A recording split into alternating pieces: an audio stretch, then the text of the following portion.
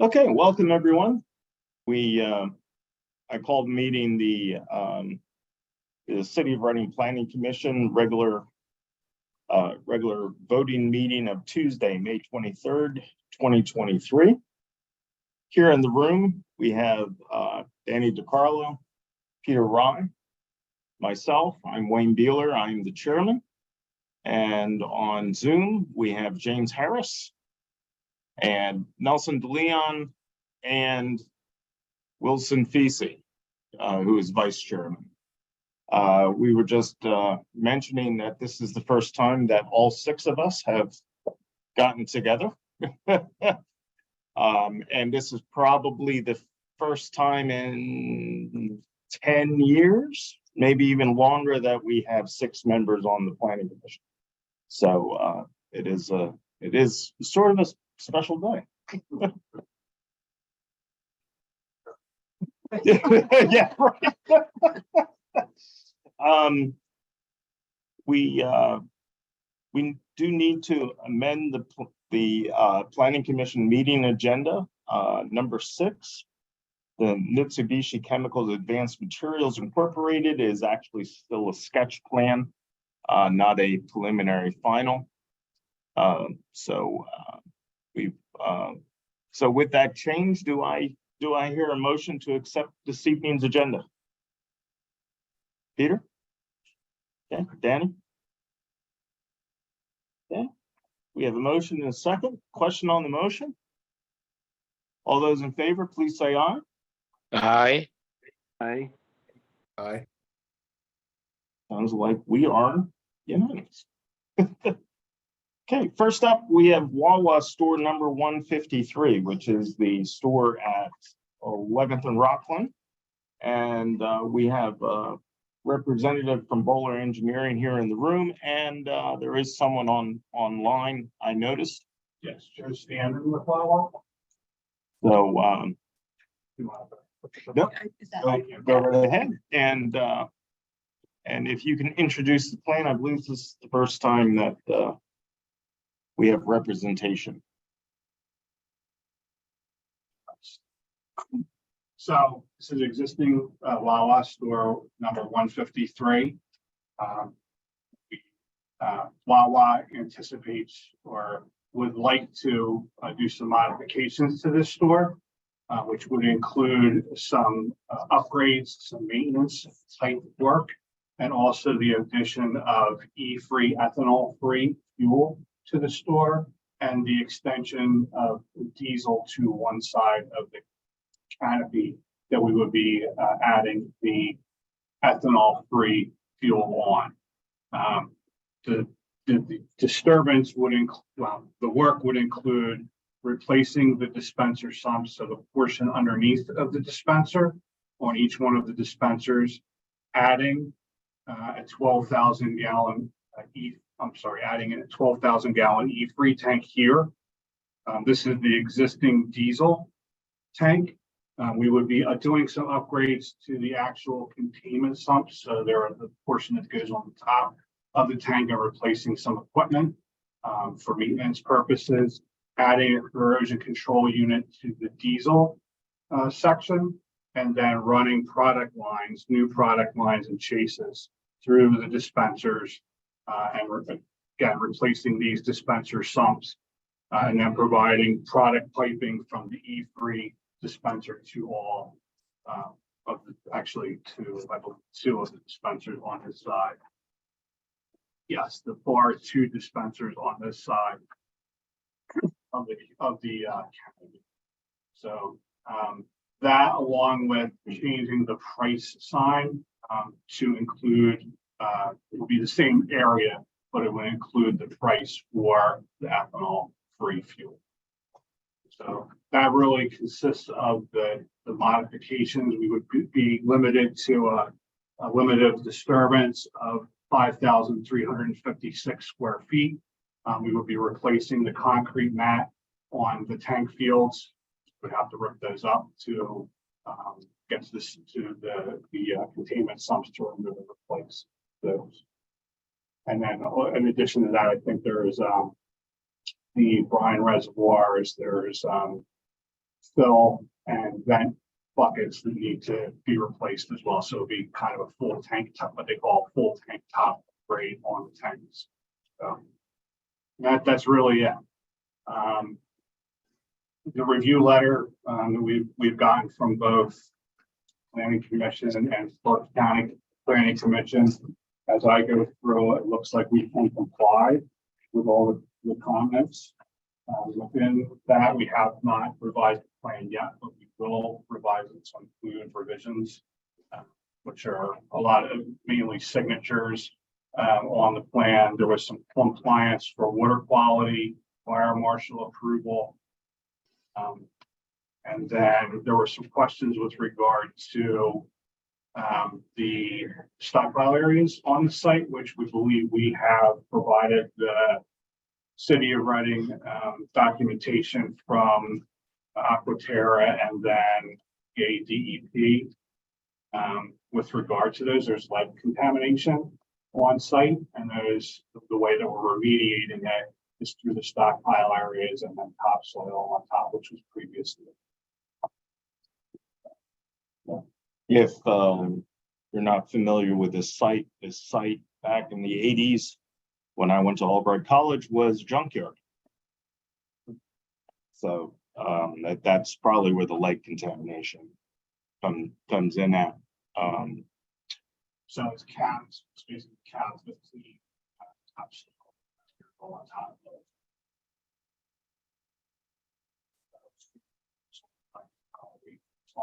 Better about the lead contamination that's out there and what they're doing to remove that than I could, but when did topsoil piles get removed? Joe? I'm sorry, somebody speaking? Yes, the question was, when would the topsoil stockpile areas be removed?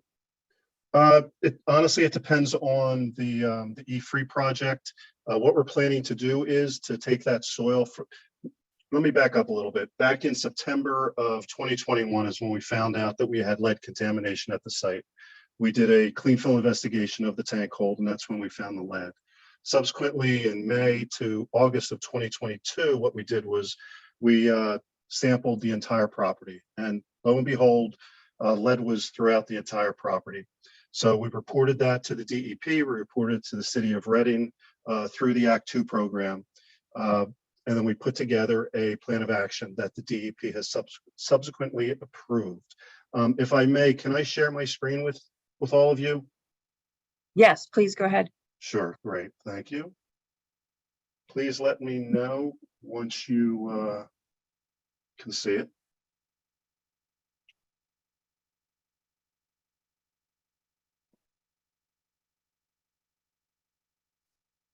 All right, can you see that now?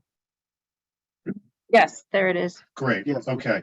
So this is our plan of action for the site. Let me see if I can shrink this a little bit so I can have the, oh, that's too much. Let me go back to 100. Okay, I think that'll work. Okay, so what we did basically in October of last year, if you can see on the right side of the figure is the red area, everything that's labeled A. That was contaminated. So we excavated that area down to 2 feet below grade and we placed it onto B. That's that big stockpile that you can see if you drive by the site. What we then did was we also excavated a small area, if you can see my cursor, between SB 20 and SB 19. We excavated this area down to 2 feet below grade and placed that on B also. We then brought in clean fill and we backfilled all of A and all of C in this area. Now we also brought in additional fill. There's another 2 piles, and let me see if I can, it's not letting me share. Here, you share. I think this is it? No. Bear with me, I apologize. These are very small icons. All right. Can you see that? Yes. All right, terrific. So That's, of course, I grabbed the wrong one, but okay. So there's a stockpile here, which is imported clean fill, and there's a stockpile. This is the lead impacted stockpile that's right here. There's also another stockpile right here, which is clean fill. So that soil was brought in. We had a great source of clean fill. We needed, at the time, we needed about 4,000 yards of clean fill to be brought in. We used about, I'm sorry, we needed about 6,000. We brought in 4, we used 2,000 in to backfill this area here. So we have another 2,000 here, and we're going to need another 2,000 yards, which we're going to bring in over the summer. Now let me go back to, bear with me, I apologize. New share, go back to that other screen. There we go. Okay, so what we're planning to do is, with that lead stockpile that's right here, that is going to be spread across B. We're also going to excavate from SB 22 down to SB 20, down to 2 feet below grade. That'll be placed on B. And then we're also going to excavate along the property line right here to a depth of 2 feet below grade, and that'll be placed on B. And then the 2 stockpiles that we now have on site, they're going to be used as cover for everything's going to be spread out, the dirty soils, and then the clean soils are going to be placed on top of it. The cover is going to range between 1.5 to 2 feet below, to 2 feet thick. We believe we're going to be, and then we're going to have to excavate, or excuse me, bring in another roughly, we think 1,800 to 2,000 yards to complete the project. And we're hoping that project will be done by the end of October. However, our start date is going to depend on the permitting for the E-free tanks, because all of this soil that's generated in this area during construction's install is also going to go into B. So we can't start the project until this soil is available to us. Fantastic. Yeah, this answers a lot of questions that we have. So we need to do is come up with some form of a summary note stating all this, as well as identifying the permit criteria that you're following. If there's permits, reference the permit numbers, so that they can be identified, and we can, if someone were to pick up this plan, then they would know what the plan is for those stockpiles. That's correct. And there's going to be a deed restriction on the property. There isn't one now because nobody knew about it, but once this project is complete, there will be a deed restriction on the property indicating what's exactly on it, and that the cap will not be able to be broken. So also to let you know, the asphalt and the buildings and the fuel courts now serve as a cap, because underneath there's contaminated lead soil also. As this was on the agenda for the planning commission meeting, and everyone wanted to know if this was the Wawa site, and if it is the Wawa site, please ask them about the soil topsoil process. And we had that comment on number 8. We didn't even realize it was to this level. This extent. Yeah. So this is very helpful, and we'll just need to identify and summarize what you just stated on. Okay. We can do that for you.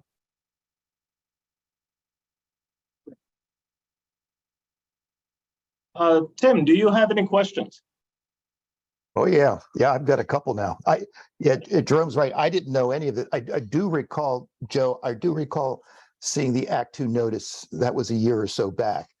Yes, sir. The stuff with I think you said Aquaterra, is that who's your consultant for Yes, this? sir. That's Yep. Jay Drasher, is that right? No, Jeff Christoph is the professional geologist that's heading up this Okay. investigation. Different Aquaterra then. Very good. Yes, I don't have that report. Did you say you did make that available to the city? Dave, you said you had done that? I believe we Did can make it. Brandy, do you remember seeing that? I have to look back in the, Yeah, I looked and I didn't see it in the folder. We can, So- that's no problem. We can forward it to you. Oh, that'd be great. Yeah, Good. that'd be real Yeah. good.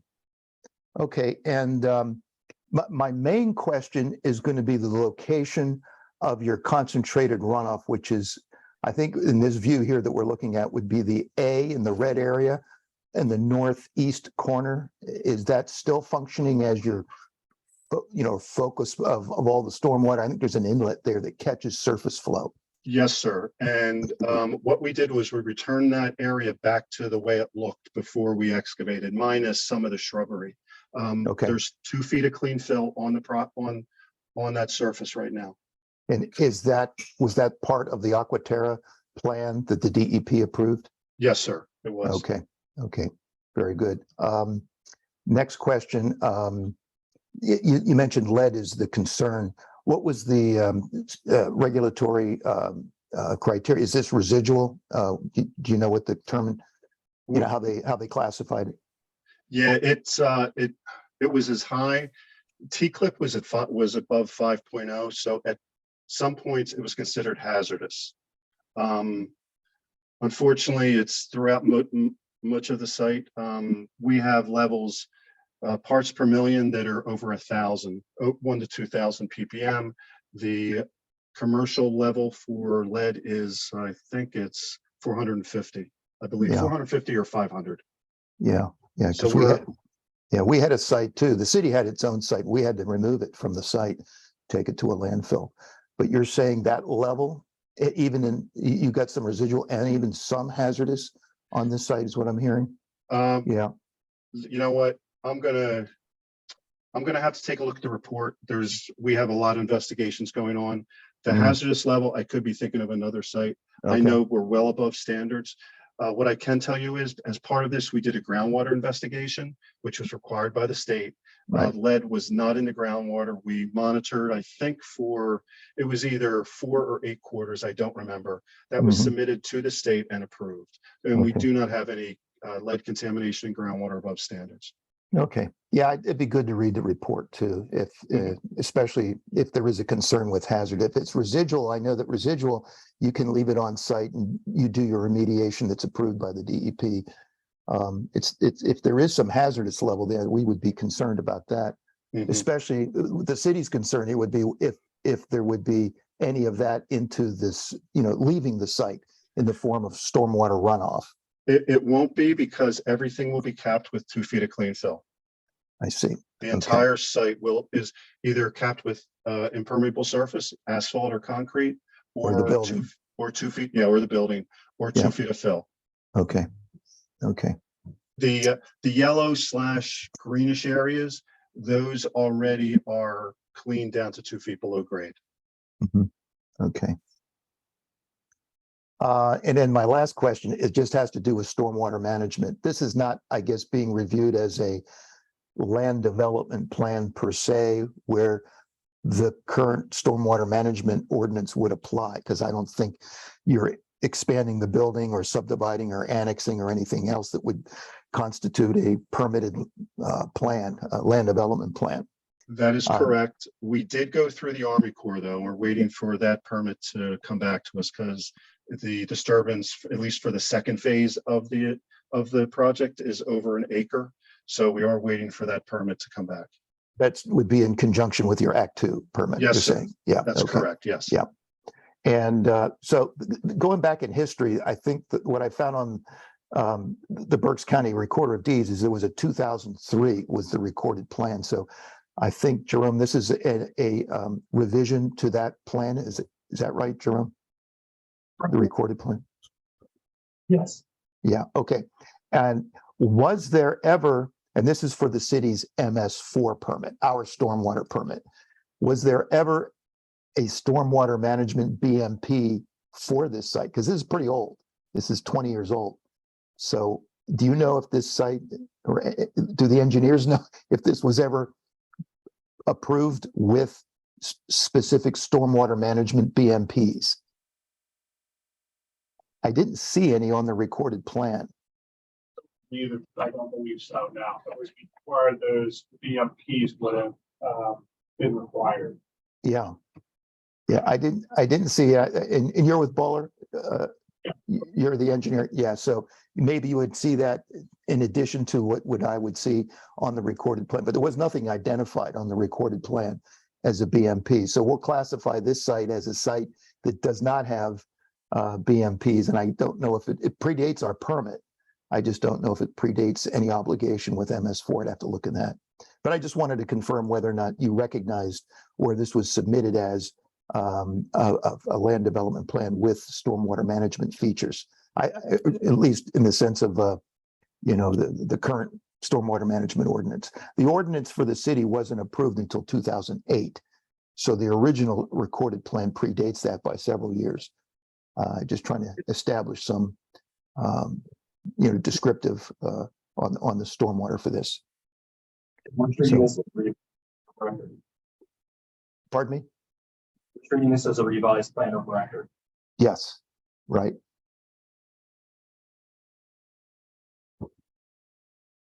I think that's all the questions I have. Tim, do you have an email address? Can I email the report to you? Or should I go through? You go through Brandy, our Okay. planner. Yep, Sure. just send it to her and she'll send it to everybody and she'll put it up in the folder for your project.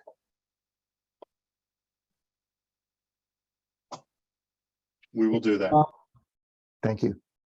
You're welcome. Question probably not related to this plan, but will this location eventually have EV charging stations like the one on Perkiomen Avenue in Exeter Township? None are contemplated at this time, but Wawa does look at sites for potential EV chargers in the future. New stores in particular will be leaving room for an EV charging stations, but not at this time. Are there any questions from the commissioners? Yes, Mr. Chairman, this is Will. Okay, go ahead, Will. Thank you. Yes, quite familiar with this parcel, and I too remember the scrapyard, of course. And when it first was brought to our attention, it was brought up that there was a heap. I noted that there was more than one. I wasn't sure, I couldn't remember how many. That was a very thorough and helpful explanation. I appreciated that. And with all this methodical approach, I mean, when we first saw something, it was about modifications. I don't think we were aware of all this lead contamination. So that was very informative. Thank you. You're welcome. My concern only with the heat, to the extent that there is any, is just the matters of if there are any problems with remediating dust, runoff of water, weeds, any issues like that, because I mean, obviously they've been there for a while and they're going to be there for a bit yet. So I don't know what regulation our city has, but I know for construction sites there has to be dust mitigation measures. But whatever would be prudent to follow so that there aren't any problems to that effect would be appreciated. And you answered the question I have, and I'm just going to bring it back up so that everyone in the public understands. And Public Works, I recall, we had similar matter with Windsor and Ritter too. There wasn't lead, but similar thing with a concrete cap. So in essence, if I'm understanding correctly, then the foundation slab for the store and the other structures is sufficiently thick enough to serve as a cap to prevent any contamination from coming into those structures. Would that be a good way of explaining it? Yes, sir. That's correct. All right. Yeah, very good. And so therefore the public and the staff and customers should have absolutely no concern about contamination seeping through because that's as much as is necessary to prevent any. That is a great question, and you're correct about that. The 2-foot cap for the landscaping areas, and then the asphalt and the concrete, that prevents direct contact to both our associates and our customers. So there's absolutely no risk to the general public. Right. And thank you for that, the reassurance. Appreciate it. And I think that's all I have. Other than now, I'm hungry for a hoagie. So that's about it. And just to let you know, you had mentioned dust monitoring. We have a dust monitoring plan that's part of the report that anybody would be able to review. It has been approved by the DEP, and it's standard practice for job sites Right. or for contaminated sites like this. Yeah, and I was concerned about it even before I realized that part of it is contaminated. And then when you said that, I thought even more so. But yeah, of course there'd be a protocol for that in particular. But I mean, of course, you know, for all the heats as well to mitigate the dust. That's great. Well, thank you very much. You're welcome. And Just Will, gonna- Will, this is Tim, and maybe Joe, you can back me up on this. Will Simfiji was talking about the Ritter and Windsor site, which was at one time a proposed Reading School District elementary school, where that site proposed a 3-foot clay cap with a liner, a membrane for that. That was an Act 2, and I was the project manager on that years ago. That was an Act 2 for an elementary school. This is an Act 2 for a commercial site, Commercial. correct? Yes, sir. And the Commercial property. and the standards are different. Yes, they are. That's Yes, why you see a 2-foot cap and no impermeable liner correct. for this Wawa site. So they are Mhm. different, Will, for different Oh, sites yes. depending upon the use. Yes, that's a good point. Thank you for bringing that up. Yeah, I know that came up when the district was considering a school at the former what is it called, the Reading Station Outlets, which there's now the Price Right, Yes, and there was a higher standard for a school for remediation of contamination versus for a commercial unit, and that's why there's a supermarket there and not a school. Exactly. I mean, that's good that you pointed that Right. out. So Yeah. yeah, this meets all the standards that are necessary. There's a difference between developing bodies and people who are there, extended length versus a situation like this on a commercial site. That's good you pointed that out.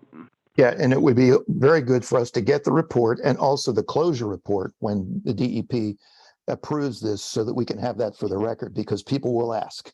Yes, And sir. we'll want to be able to back that up with documents. We will get it to you. So I would assume if we are done by the end of October, that closure report should be done by the end of the year, I would imagine. Good, very good. Thank you. You're welcome.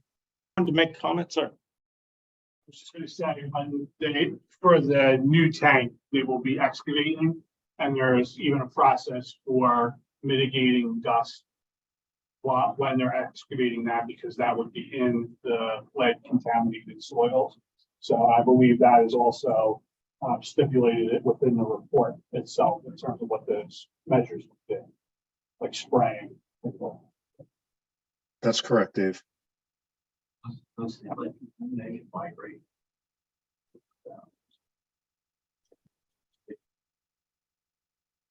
Does the lead contamination move, or does it stay in the same area, Joe?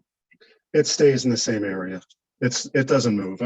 For instance, groundwater's clean, which means the lead is not infiltrating deeper into the soils. The lead's binding onto the clay that's in the soil, and it's not going anywhere. Question there. Question, James or Nelson? Okay, very good. Anything else from staff? I have nothing. We still have time for review on the review clock. This Okay. was submitted in March. So the clock would have started at the March PC meeting. So we're good for another month. Okay. Yeah, I think, Hold Just do the, oh, good, great. yeah, because it might be the day before, it might be on. the 26th Yeah. of June, What was the date of the March? 28th, March 28th was the date of the meeting. Probably will be okay. What's the June? 27th.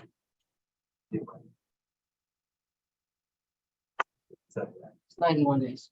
So I would ask just out of Yeah. question of 30-day extension. What Brandy's gonna Okay. do is get you a time extension. The time extension will then extend the review period out further.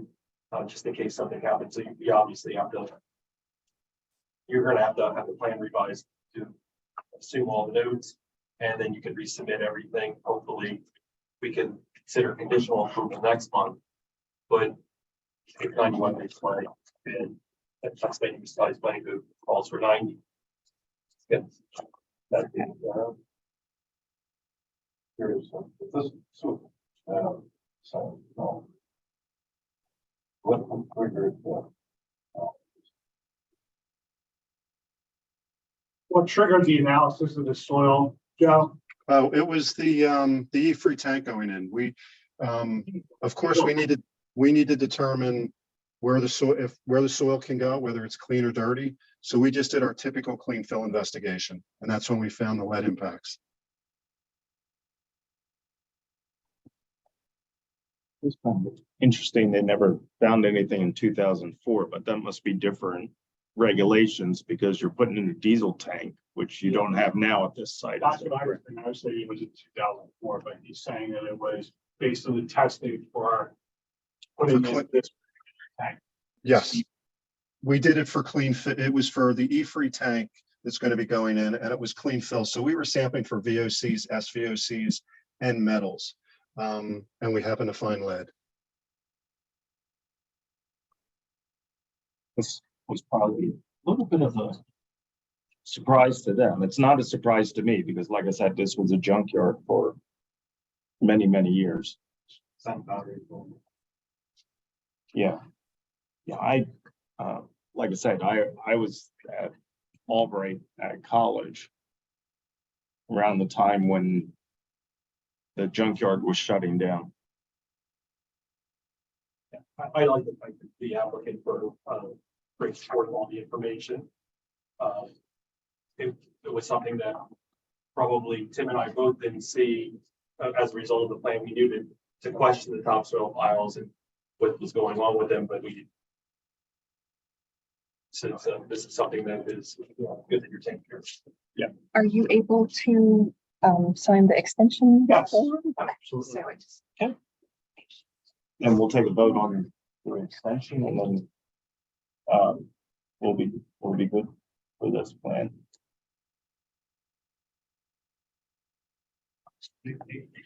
the 20th.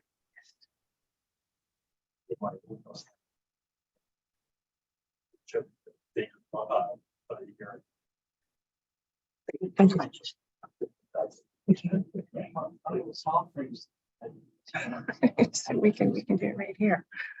There you go.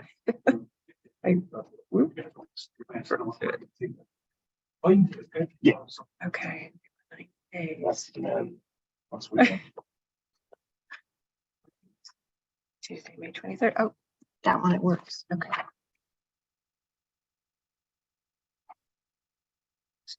No, it's the day before the August meeting. And whatever reports that you have, the chair can provide the grant to make sure that myself and Tim can copies of that. Okay. Okay, if there are no other comments on this plan, do I hear a motion to accept a 90-day review extension? Peter? I should write this down so I know what I'm doing.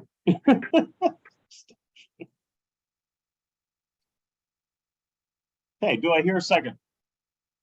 Second. Nelson? I tried to spread it around. Okay, question on the motion? For all those in favor, please say aye. Aye. Aye. Sounds like we're unanimous. And very good. Well, thank you, gentlemen. We really appreciate your hard work on this project, and really it's going to be a major contribution to the neighborhood when you're done, in more ways than one. So agree. thank you very much. You're welcome. Thank you. Thank you for your time. Consideration. Next up, we have Lishty's Mennonite Church, minor land development plan, 22 Kenhorst Boulevard. And Joan, are you here for that? Larry Grabowski with C2C Yeah. Design Group is here. No, Oh, okay. I Great. took them through the zoning hearing board, but no authorization to work with planning. Oh, that's why I remember you being Yeah, part of this. I think their engineers can handle this very competently from this point. Yeah, no, okay, thanks, Joe. Mhm. Okay, very good. I will turn this over to Jerome for the update. This plan was last reviewed on May 17th, 2023. This was a revised preliminary site final land development plan. And as mentioned, this did go through the zoning hearing board. And that's one of the things we put on our plan is we put a summary note of the zoning hearing board decision, which includes the reference number, the date, and then the complete decision. So that's the one thing that's missing is the decision itself. The plan is also being reviewed by the fire and rescue department to verify if everything is acceptable and the site accessibility issues are acceptable to them. This does have access off a 20-foot wide public alley, previous use. The veterinary and animal hospital did have the same site accessibility. So this area is going to be expanding the parking lot, but still using the same access point, same point of ingress and egress. There are some a few minor stormwater management issues to take care of. First County Conservation District will need to provide their letter of adequacy. A municipal improvements agreement will be necessary, and a stormwater management maintenance agreement will be necessary. That's the summary of the project. The site improvements itself will be the extension of the parking lot with the stormwater management detention facility, stormwater pipes, and some landscaping. And all right, is there, Tim, do you have anything to add? Yes, I've got a couple questions for Larry. We talked last time about the need for an easement for the stormwater swale. And actually, I'm looking at your survey, the head wall for the bridge or the culvert that goes under Kenhurst Boulevard, parts of that also lie within the property. So we'd be looking for an easement, a permanent access easement and maintenance easement for that swale.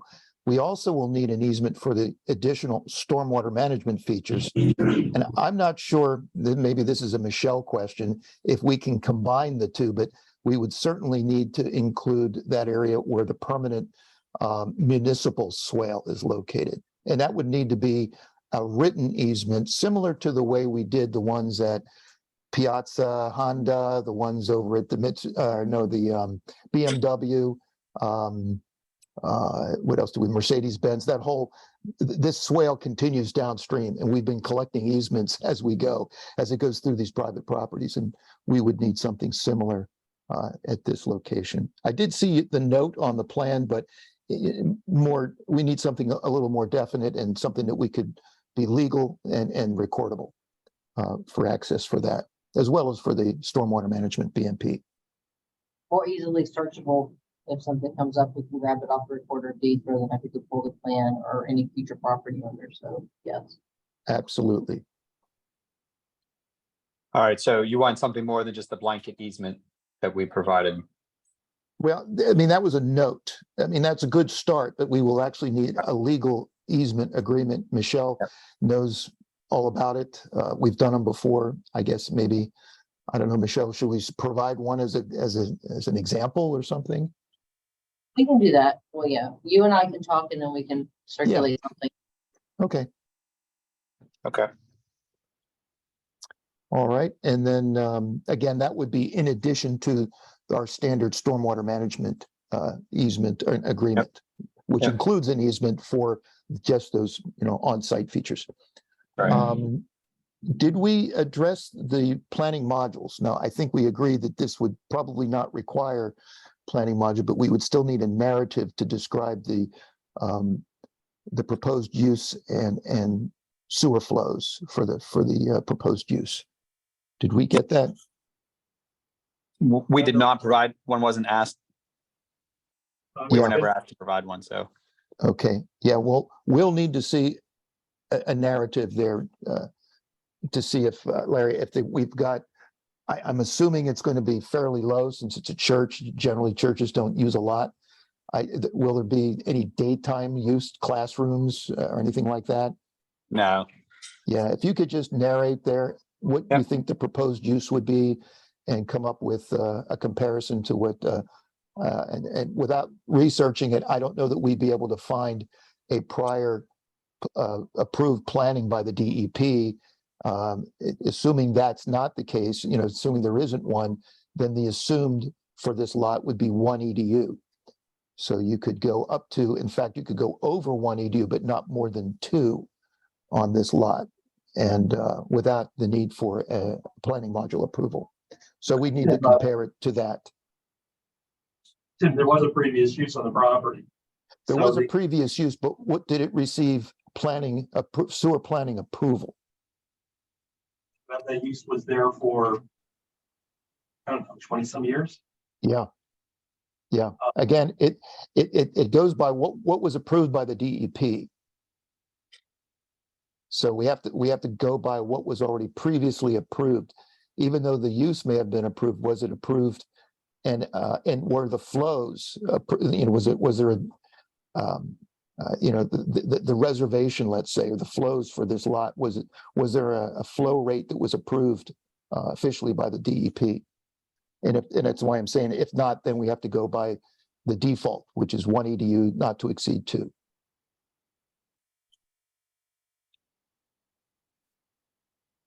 Which probably would be easy to describe, but I don't want to put words in your mouth. I'll let the applicant do that. That would be just a note to the plan, Tim. It could be, but we'd want to make sure we had the calculations to back it up. Okay.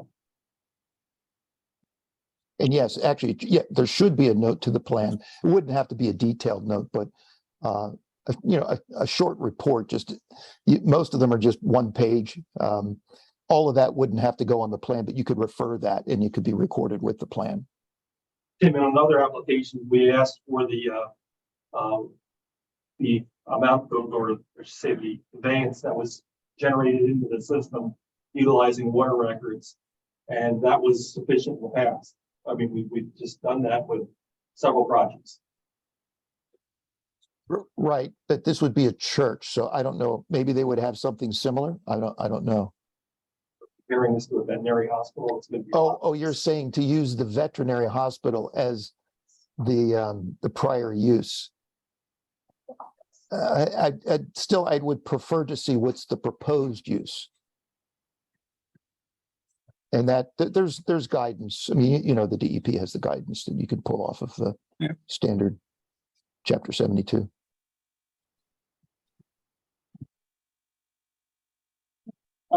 Larry, do you have anything to add that may be important to this plan? No, I mean, everything in the review letter is either will comply or an acknowledged.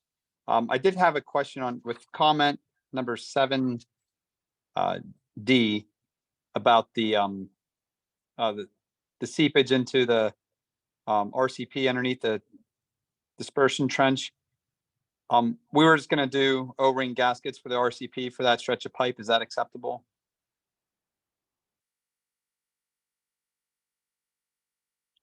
I'll have to get that to you.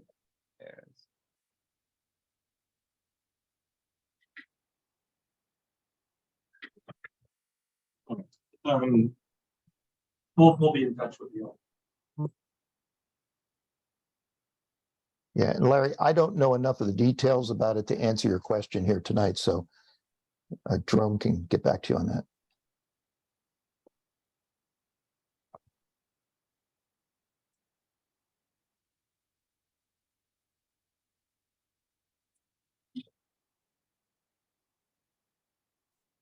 Okay. All right. Any comments from the commissioners?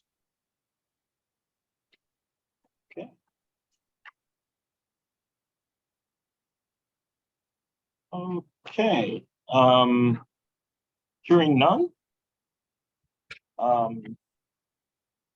guess, we'll need to, table this plan to receive some more information.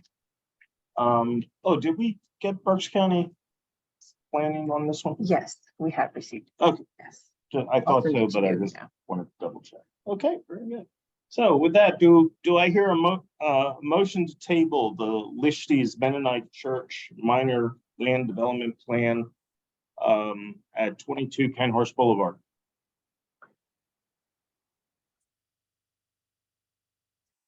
Danny? Second? Second. Was that James? Okay. Very good. Yes. Okay. Question on the motion? All those in favor, please say aye. Aye. Aye. Looks like we are unanimous once again.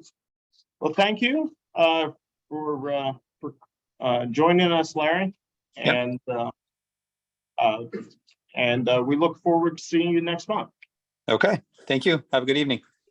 You too. Thank you. Mhm. Okay, next on the agenda, we have the Mitsubishi Chemicals Advanced Materials. And this is a sketch. This is a sketch plan review. And Scott Miller is here. Good evening, Scott Miller with Scott Stevens and McCoy. I'm here representing Mitsubishi Chemicals on a proposed new building project that they have. Basically, the handout that I just gave you is the same thing that's on the screen. It's a color rendering of the proposed sketch plan.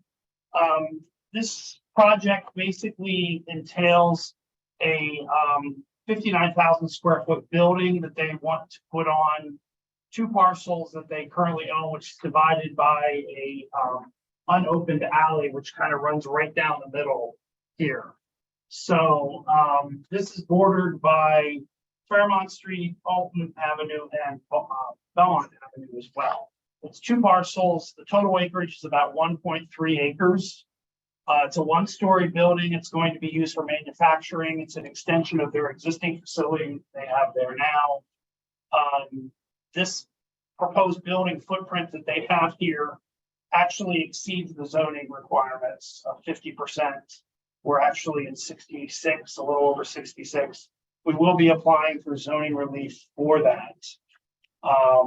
They're looking at about 10 employees for the property, but they also utilize the existing facility. So there's additional parking over there. So we're probably going to apply for some zoning relief for the parking on site as well. The existing building that's on the site right now is currently not being used. It's actually not connected to sewer or water. It's used for storage, and they're going to have that demo to complete that.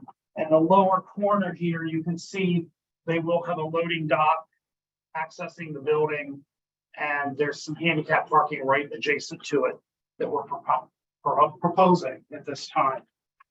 We do have a review letter of the sketch plan. We had an opportunity to review that. I don't have any questions about it. I have one question about it, but you're welcome to go ahead and go over it if you like.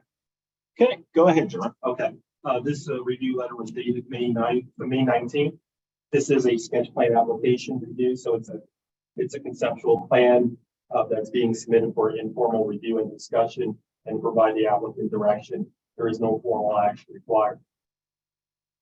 As mentioned, there's two parcels of land. There's also a third parcel of land, which is an alley, which has been identified as public alley, which traverses the two properties. So in essence, there's going to be three parcels of land that will be considered.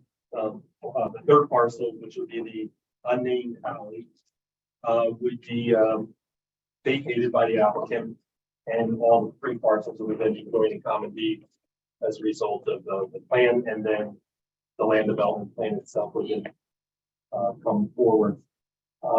With regards to I mentioned about the building coverage. in terms of, site being 66.1%. So the variance would, be required, and we would advise that the applicant prepare that before preliminary, plan application is submitted. Moving forward to site accessibility, parking and loading, as Scott has mentioned, the applicant will be proposing what appears to be on-street parking, which is existing. We had just made an inquiry, just what is between the right of way of Belmont and the applicant's property, which is a little strip of land which is owned by. I have it on the somewhere. 615 Easter LLC. Yeah, that's it. 615 Easter LLC. And we were wondering if you had reached out to them. I brought it up to the applicant. They have not had an opportunity to do that. Actually, it is, the people that own that here also own it directly across the street. So they own those two parcels kind of in tandem. They are on separate deeds, but we will have to investigate that a little bit further. Yeah, the parcel to the south did something unique with in terms of parking. And it could, if it were to be extended almost the exact same way, makes a lot of sense because then it opens up a lot of parking spaces. If you were to follow the same design as the property to the south. So that's just something that we think that should be explored. Further on, in terms of discussion, we should initiate discussion with Public Works with respect to the curb and sidewalk for this project. There are no curbs and sidewalks located along Fairmont, Fulton, or Belmont. So there's depressed blacktop within the area. There are handicap ramps, I think at both corners, or maybe just the one corner. But that should take place between now and preliminary plan application. And we can coordinate that with Public Works. Other than that, we also had asked that you did provide a landscaping plan as part of the sketch plan, which is good. Once you know that this landscaping plan you want to proceed with, we would recommend that you go to the city arborist to make sure that this is acceptable. And we had mentioned about the sanitary sewage flows. There are no flows for this site, so therefore the planning module would be necessary for the project. Stormwater management plan will be required, and we also asked that the fire and rescue would also be involved with this application as well. There will be a need for a municipal improvements agreement and a stormwater management maintenance agreement once we get to that point. But this is a great start. Okay, Tim, do you have anything to add? Yeah, just a couple things. Jerome brought up some good points there. For stormwater management and really all the technical items, when we get to that point for the preliminary plan, I would suggest that, Jerome, that we meet and have a technical meeting like we sometimes do, especially with the stormwater management, since we have a lot of impervious out there right now, and it's going to be replaced by a lot of impervious. And right now, the stormwater management ordinance is a bit in flux. We're in the process of doing some modifications, and I think it would be good to discuss that, with the engineers as they move forward with this development. You mentioned the planning, sewer planning. Again, that's something else we could talk about too. We'd want to see what's proposed so we know whether or not we would need planning modules moving forward. Sidewalks, Public Works would definitely be interested in sidewalks and curbs for this development, particularly on Alton and Belmont. We could talk about Fairmont, whether it would be required for that street, but certainly Alton and Belmont, because we do have residential in that area that do have curbs and sidewalks, and it would be an advantage to the city and to those living nearby to have that accessible route extended into this area. And you mentioned the unopened alley. I think everything there was already discussed, that we'd want to see a petition for that. And I do like your idea, Jerome, about maybe acquiring that neighboring property, which seems to be a bit landlocked. It would be very useful for parking.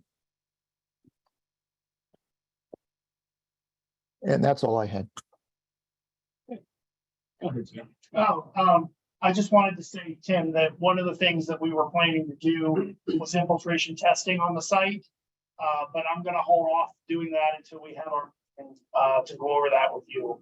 But we were envisioning that this most likely would require some kind of underground stormwater management system, either infiltration and or retention underground. So, Yeah. but like I said, I'd rather meet with you first to kind of go over that before we proceed. That would be fine. That would be fine. And we can do it sooner than later. I'll be willing to go over what we're planning. And we've been already sort of implementing this. We're sort of modeling after some other ordinances. Right now, our ordinance says that it doesn't matter what was out there currently. You have to, attain, and I think we went over this in some other plans that you had done. You have to assume that the new development is completely addressed in the stormwater management plan without any respect to existing impervious areas that were established prior to the adoption of the 2008 stormwater management ordinance. We are now more or less looking at adopting what the DEP looks at when they're doing this type of review of a redevelopment. This would be a redevelopment. I'm assuming, Scott, that this impervious area predated 2008. I think that's pretty safe to say. I would say so as well. Yeah. And that being the case, then we can talk about what the new ordinance would look like and what we be expecting under those new requirements. Yeah. You can schedule that meeting. It's not at a minimum. It'll be Tim, myself, and Michael Marshall, and probably Chris. I didn't catch all of that, Jerome. Would you say that louder? People that should be at the site meeting. I was recommending myself, you, and Yes. I'm Michael Hartman, and Chris from your office. Right. Okay. Who should I coordinate for? Do that through me myself too. Okay, all right. Yep. Yep. All right. So the next step would be to address the zoning and obviously meeting with staff to make sure that we get all of the requirements that you're going to be looking for before we proceed with the preliminary plan, the engineering. So again, it's only a sketch plan. This was very informative. I thought it was very important to get a sketch plan in, get feedback, especially on the zoning as well. So that was a good start. Yeah, no, we really appreciate it. Any questions or comments from the commissioners? Yes, Mr. Chairman, this is Will. Okay, go ahead, Will. Well, I thank the applicant for bringing us the sketch plan, which is always appreciated. I'm sorry I missed the workshop, but I studied the review letter and I followed up with questions to you, so I wouldn't be asking something that's already been brought up. I'm familiar with this site. Of course, this Belmont is, of course, the shortcut in and out of Northmont, so it sees a lot of traffic. And we're pleased to see a business expanding in the city. I'm definitely in favor of the curbs and sidewalks, especially I agree with Public Works' idea, at least on the Alton and Fairmont sides, because they're right against the residential neighborhood, and we are supposed to be promoting walkability in general and walk to work jobs. So that certainly makes sense. Maybe we'll think about Belmont, when we get to that point, the pros and cons of that, but at least on that side, which takes me then to the only question I have, which is for Public Works. What would the protocol then be for lining the intersection there, Alton and Fairmont, for crosswalks? And then really, I'm thinking about on the other side, if I'm presuming now that the staff parks in this parking lot and then walks to the other buildings, and there's nothing lined there. I don't know what the protocol is or what Public Works' guidelines would be or thoughts, recommendations. I just wanted to throw that out there, but at least on the residential side for sure, I would think that there should be. You're referring to putting in a crosswalk with handicap ramps at that intersection? I mean, I guess whatever goes with it, right? I mean, at least at Alton and In Fairmont? Fairmont, right? But Yes. Oh, absolutely. Yeah, we'd be looking at, I think there may be ramps already on the north side, but certainly the south side, those would require curb ramps and the crosswalks. Looks like it's right. And then I don't know, I'd have to understand the project, is the staff going to be crossing Belmont to and from? Would the crosswalk be in order there or not necessary? I'd leave that in the Public Works' judgment, but I just wanted to bring the idea up. Yeah, we may have to look at that on site. That's a little different because you've got all the industry on that side. I'm not sure how that Right. would, have to go out there and take a look at that. Yeah. It has more traffic, but like you said, it's not a residential crosswalk. The public can avoid crossing there, but I'm thinking more about the staff. And Oh, the that's true. context here we should say is we try to avoid mid-block crosswalks, right? PennDOT frowns upon them, so Correct. so whatever you think is prudent, whatever the guidelines are. But that's all I had really. I appreciated that. Thank you. Peter? Yes. What becomes of the secure so cars that are? They are going to be accommodated in the front parking lots. They own that whole block, basically starting from Holst down. So they are going to be shifting some of their parking from that location. And one of the things we need to do is do a parking analysis for them to make sure that they have parking. So that's in the process. It's employee parking.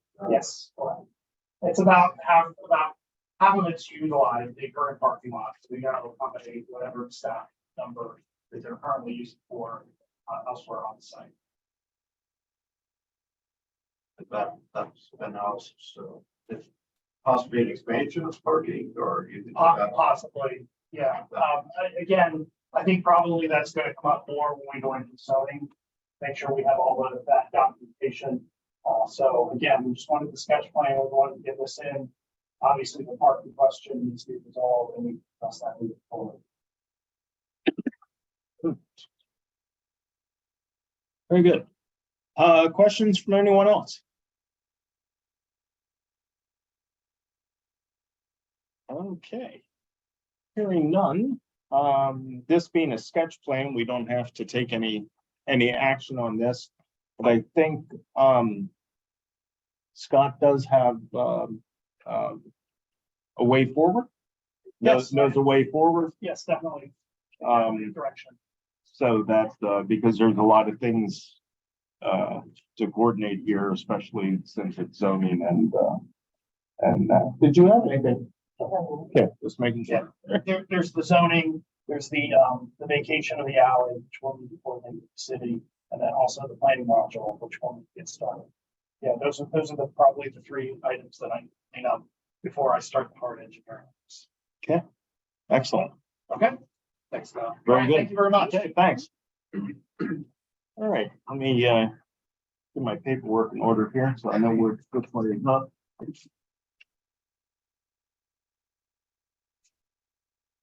Okay. Okay, next up, we have the Burn Street Car Wash, lot number 1 subdivision land development plan. I'll turn it over to Jerome for the update. I think this one first. This plan was reviewed on May 20th, 2023. This is a revised final application, and it is this now down to some minor issues that we discussed in the past. This plan was previously approved by the Planning Commission and reaffirmed on two other occasions. It's my understanding that the applicant is also looking to finalize the ownership requirements.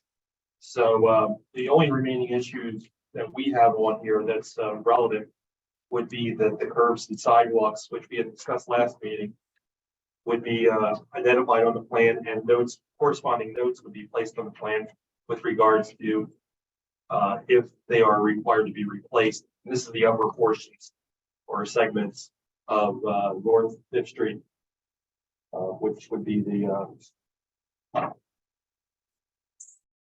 northern port. I'm sorry, the southern or southwest portion of the property. We believe that we have everything in order. I spoke to the to Boja Engineering with respect to what needs placed on there. I've also alerted Tim Kroll with the discrepancy that we had, but it's my understanding now that the applicant will replace all of the curbing and the area that they feel that they can salvage or maintain with sidewalks, which would be the upper portion. They will escrow that amount. But we had asked that he clearly mark on plans. We think that there's only, I know there is only one plan view that does show this where the line is that's going to be replaced versus not replaced. So we want to make sure we know exactly where that is. But if it's going to be replaced, then the whole segment will probably be replaced. Other than that, we're just down to the municipal improvements agreement and stormwater management maintenance agreement. And that's all. Okay. Yeah, Jerome, this is Joan. Do you have the final number that you will need, the final figure for the financial security for curb and sidewalk so that we can complete the improvements agreement? I spoke to Boja Engineering. They were going to look to see if it needed to be revised. I would almost be assured that it was. Yeah, Jerome, if I can, the estimate we submitted actually had the additional curb and sidewalk on it. So all you'd have to do is pick that end number, and I believe you're covered. So Joan, the answer to the question is the final value is going to be acceptable. Okay. Yeah, it certainly would be acceptable because I know the applicant's looking to try to gain that approval tonight. All right, and that can be easily plugged into the agreement. Let's make sure that it doesn't have anything to add on that. Yep. Do you have anything, Tim? Yeah, just, and Jerome mentioned this, and it may have been updated, Greg, but I'm still seeing a note on the plan I reviewed over in that northwest corner where the sidewalk needs to be replaced.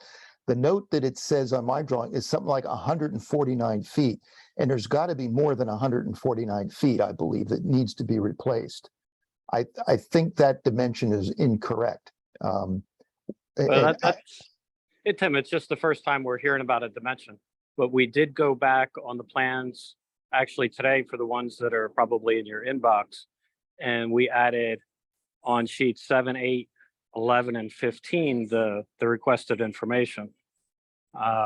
In addition to the sheet 7 that had been previously submitted. So I think we've covered everything that really needs to be covered so that we can get the signed and sealed plans in and get that recorded so that the applicant can purchase the property at this time. He's just looking to go ahead and get moving with his project. I just wanted to be sure there beautify wasn't. that site. Yeah, I just did want to be sure there wasn't that conflict with that note that actually you could just remove the note and that would be one way of fixing it. So I would hope that was revised. Yeah, I can almost see it, but but we also added the notes in that Jerome had requested that said that we would replace the curb and sidewalk as necessary, as deemed by the city. So if that's what you would deem, then consider it replaced. And that's on what page again, Greg?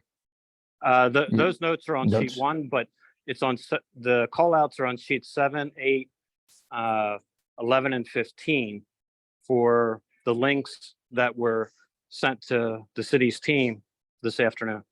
Okay, thank you. You're welcome.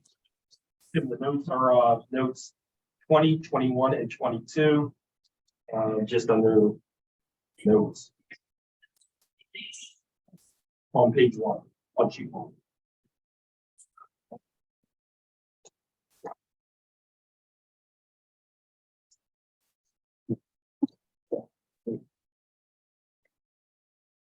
So, we have approved this plan, reaffirmed approval. Yeah, the reaffirmation is good through July 25th.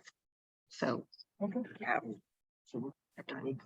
So it's just, these are the remaining conditions. Okay. And you have the form agreements to complete, correct? You just have to get them completed and sent over to me to review. I have the form agreements. We have to just plug in the figures for the improvements agreement. And also, you and I had discussed via email today, the ownership block information that Mr. Rowland will have those signed, so that once we have those, that should be able, the plan should be able to be recorded. If I understand that you want the plan released recorded prior to the settlement, is that correct? Yes. To make sure when you draft the agreements, we'll have to provide for the owner to sign those as well. All right. You know, one little problem with releasing the plan. It's the highway occupancy permit's not. I'm fine with the note on the plan. The MPC provides for that. Okay, thank you.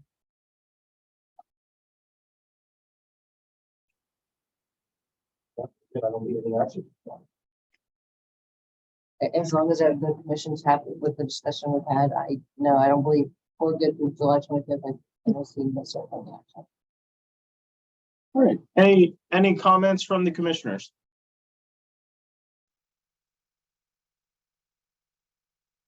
Okay.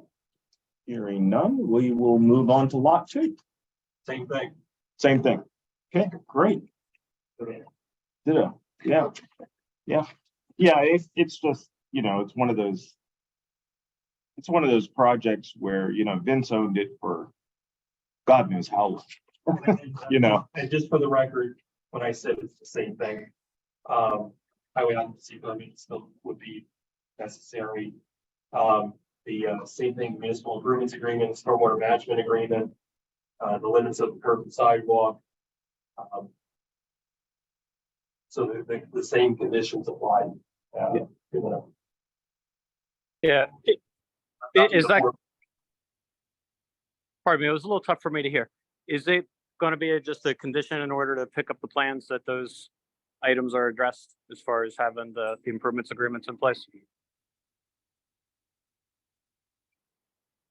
I think Michelle had stated earlier that there will be a note to be placed on the plan for the HOP. Yeah. To proceed with the stormwater management improvements agreement. Yeah, before we release any plans, I want to. We on the cover sheet, we already had note 19 that covered the improvements for the car wash, which was the only plan that had the HOP type needs.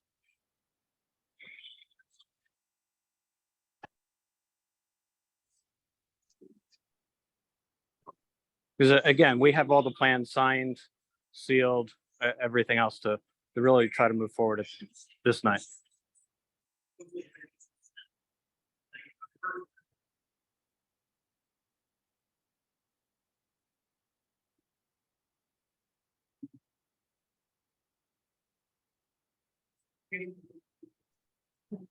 Oh my gosh, yeah. Sorry.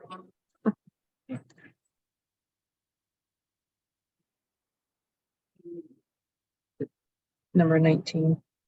Oh. No.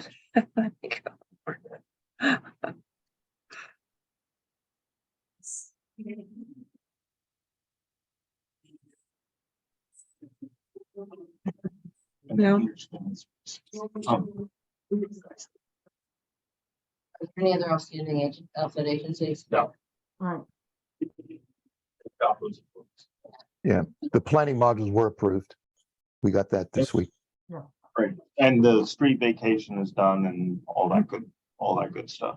And BDS on it, everything's all other issues. Okay, great. So you just need municipal improvements agreement and stormwater agreements. And don't send over the cross easement that I'll take a look at. Yes, you have the cross easement. Okay. So, and we have the descriptions for it to fit into the final draft. Well, sounds like we're finally getting all the i's dotted and the t's crossed. So that is good. Any question from the commissioners on this one? Okay, hearing none. We don't need to take action on this plan. We'll let the as they say, we'll let the suits clean up and then hopefully we'll see this in our box soon so that we can sign it. Okay. Okay. Thank you so much, everybody. Thank you very much. Okay. Hey, thank Have you. a great night. Yeah. Thank you very much. Sure. Bye-bye. All right. Next, we move on to Holy Trinity Church of God Land Development Plan. Do we have an update on this one, Jerome? No, the plan was submitted. Okay. Do we have any action to take on this? As I understand, it's just an update. I think the only new item would be that council approved the no parking for the along Lackawanna Street. Well, okay, so we got something. Yep, that We is got correct. Commissioner, this is Okay. Giuliana Herrera here from Boja Engineering. Oh, hi. I also wanted to update that since our last meeting, we did get the NPDS and ENS permit from DEP. And those will be provided to the planning commission once we get some of the other comments addressed as well. And you're still working with the county for the easement? The county for the easement, we're working with PTMA to get the approval for the conveyance with their lines, so that way we can get the planning module submitted. We also reached out to Tim, and we'll be scheduling a meeting with him and Chris Lovell at the city of Reading, so we can get the street vacation for Mercer Street kind of squared out. We found some language that we need to revise with Tim regarding the previous relocation of that street. And that's what's been holding us from being able to submit the street vacation documents. And hopefully we will be able to meet with him and Chris so we can get this sorted out and get it submitted to get the approval for it. Yes, we are available. We'll coordinate. We'll reach out to you. Might be sometime tomorrow to get some Yes. dates and times from you that you will be available, and hopefully we can get Yep. a slot coordinated. Yeah, I think it would be good to meet at the office too, so we could sit down and spread out the drawings. I think we need to settle that once and for all. I think I know what you're talking about too. That Mercer Street is a little confusing, and it'd be good to get Chris there and get some heads together so we can properly address which street needs to be vacated, if it needs to be vacated. Monroe needs to be vacated. Mercer's a little tricky because it's got a little so bit the of a attorney difficult has- history. Correct. The attorney has all the documentation for Monroe Street pretty squared out. He's ready to submit that anytime. Mercer Street is the one that we're trying to get discussed with you at the city and see what would be the best course of action and the best way to resolve this one. Like I mentioned, there are some languages there that we just want to clarify and see which way is the more appropriate for us to move forward with. Right. That makes sense. If you have anything in draft that you want to submit for us to look over, we'd appreciate that. Again, go through Brandy. You mean at the planning commission before we meet with you, or? No. If you said your attorney has maybe something drafted for Monroe Street, something on that.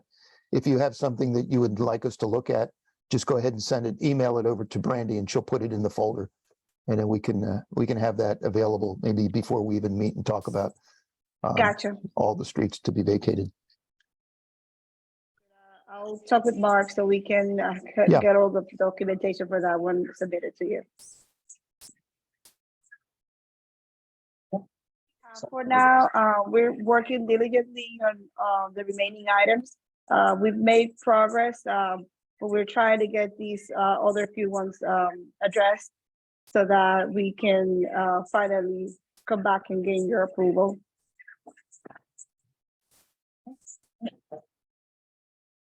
Okay, I think this one's coming together too now. And we're good time wise, right? Yes, the extension goes through July 25th, 2023, so we're still good. Okay, any comments or anything from the commissioners? Yep, this is a bunch of technical stuff again that we need to hammer out, that's all. Very good. We don't need to make any motions or anything on this. I do appreciate you joining us, Ileana, once again and giving us an update. Not a problem. Hopefully we can get this sorted out sooner rather than later. Very good, very good. Okay, have a very good evening. You too. Thanks for your time tonight. Have a good one. All right. Next, we have old business project updates and pending plans. Brandy did send out an updated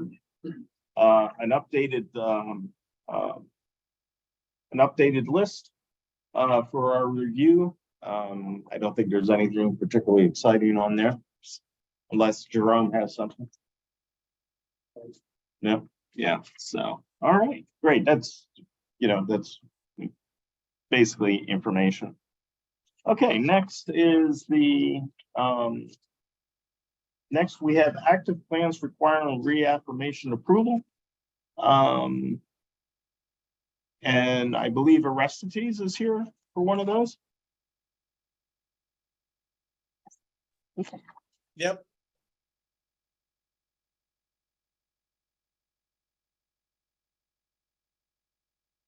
I think 11. Yeah, oh, we're doing Yes. First Catholic Pavilion, is that correct, Aristides? Correct. Okay. Oh, is it out?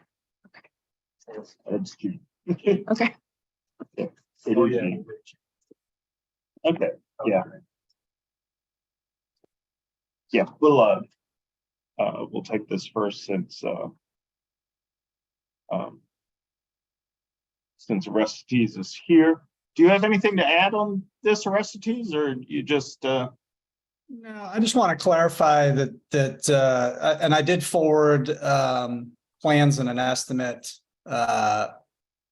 today to Brandy to share.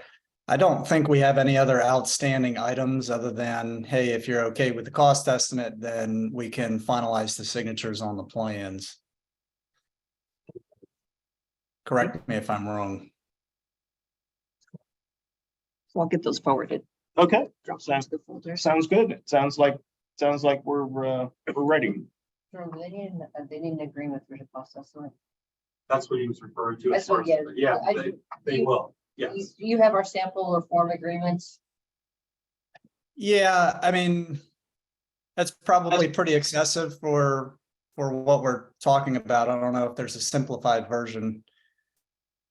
Because really, we're only talking about a line of rainwater collector to tie into a basin and ENS and establishing vegetation in any of the disturbed area, which is under the threshold for ENS submission to the county conservation district. We can work on, if you send me an email, I can coordinate with Tim and Jerome and possibly work that in if it's if they're all stormwater improvements, maybe we can work them into a stormwater management agreement. It's also one. So we can maybe work that in. Yes. Okay, and even that, could that ride as an amendment to the existing stormwater management agreement since it's all connected? I'm trying to keep this as simple as possible since it is a very that's a- simple project. That's a very good question. I don't know that we've run into this. Now you have. I would be in favor of that, amending the existing agreement rather than have a bunch of agreements out there. My only concern with amending it, typically I wouldn't have an issue with it, but if we're gonna tie in the cost estimate to the stormwater rather than do a full improvements agreement, I would, and to keep things simplified and cost wise, I would prefer to just reference the earlier agreement and then use my agreement that I've utilized in other jurisdictions to tie in the cost estimate. So you're saying, Michelle, to have a separate agreement, stormwater agreement that would reference the prior agreement? Or we can call it an amended. And just tie everything together. And like I said, my only concern is because we're going to use it as kind of an improvement agreement. Okay. Oh, there goes my dog. One of them. It's working from home is not working. So should I reach out to you then tomorrow? And maybe we can chat off the timeline of the commissioners meeting here and keep you moving. Yeah. Okay. Okay, sounds good. All right, anything from the commissioners on this one? No? Okay, do I hear a motion to reaffirm the plan for Berks Catholic Pavilion at 955 East Wyomissing Boulevard? Peter? Danny? Okay, question on the motion? All those in favor, please say aye. Aye. Aye. And we go ahead, Rusty. I was gonna say, I appreciate that. Again, I'll touch down with you tomorrow to try to figure out the quickest, easiest way that covers everybody. So we can get this built. While I have you, I don't know if I might just ask if my other project downtown, if any of the agreement language has been finalized. I know I'd reached out to my client, the Reading School District. I just wanted to see if you had any updates because I'm not getting any. I'll have to circulate back to my emails. Okay. I don't recall seeing agreements. Doesn't mean I haven't, but I will circulate back. Okay, I will remind my client that that needs to be finalized if not already. Thank you. I'll look before we speak tomorrow. I'll look to see what they are when we talk tomorrow. If I have anything or followed up, then I can let you know. All right, I appreciate it. Thank you again. Okay, thanks for Rusty's. I just don't recall. Brad.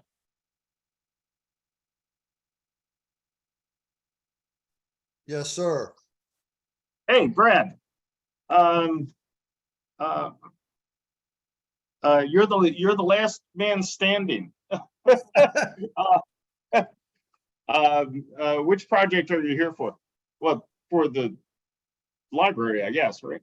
Well, I noticed something there on the agenda about the Wawa property. And so therefore that kind of sparked my interest there a little bit, because we have property that adjaces the Wawa property. And I was wanting to know what exactly was that that topic on the agenda. And I'm not really sure. I thought I heard something about potentially contaminated soils, and I hope that I'm wrong on that. So I'm just trying to find out what this topic is, Wayne.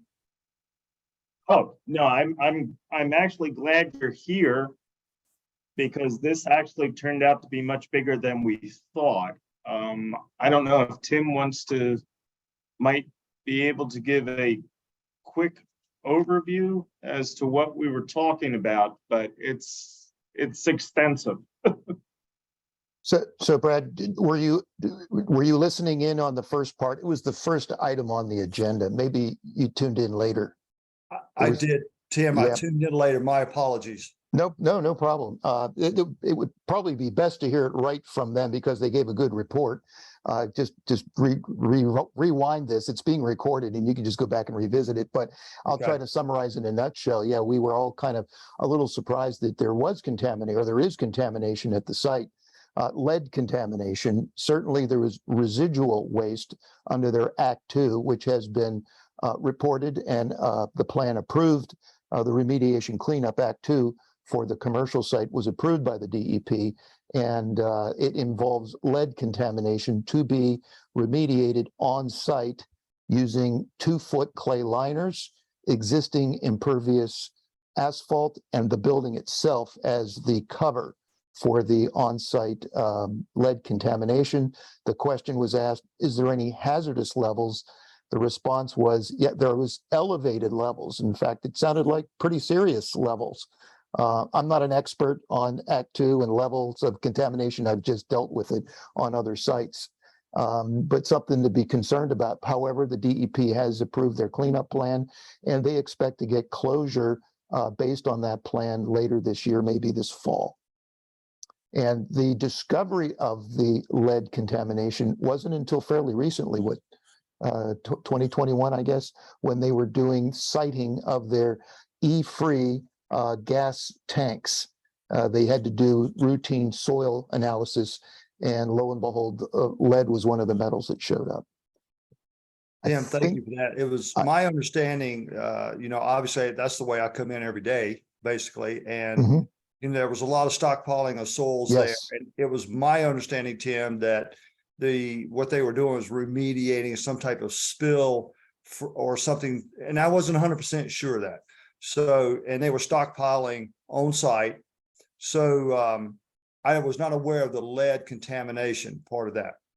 Right. That's kind of what maybe some of us thought too, but apparently not. It is lead, and it was lead from the prior distant historical use of the site. And Wilson Feechy and Wayne can give you a little more of that because they know it firsthand. But apparently this used to be a dump site of some sort, and that would be one of the byproducts of that type of use. We've seen that on other developments too here in the city, not just this site. We understand our site has issues as well that we're adjoining. So my concern was is that how they're stockpiling the soil, if that soil is, I want to make sure it's on their site and there's not any issues with them coming over to our site, which, again, I'm raising concerns. I'm not making accusations. I'll be very careful about that. So my concern is how they're stockpiling, and that is on their site, not on our property. And that, is there any issues related to airborne or anything like that as how they're stockpiling this contaminated soils on their property? So with Tim, the fact that they presented or have they presented their closure report from the DEP to you and to the city, and is that available? They let us know about it a couple of years ago with just a simple letter notice of remediation. We weren't aware of the report, at least I wasn't aware of the report prepared by Aquaterra, which is their consultant. We didn't know about the report until today, and they expressed that they would be sending that to the city. I would have to refer to Michelle as to the availability of that. I don't know if we need a right to know. I don't know how that legally can be conveyed to others, outside of the city. But there is a report.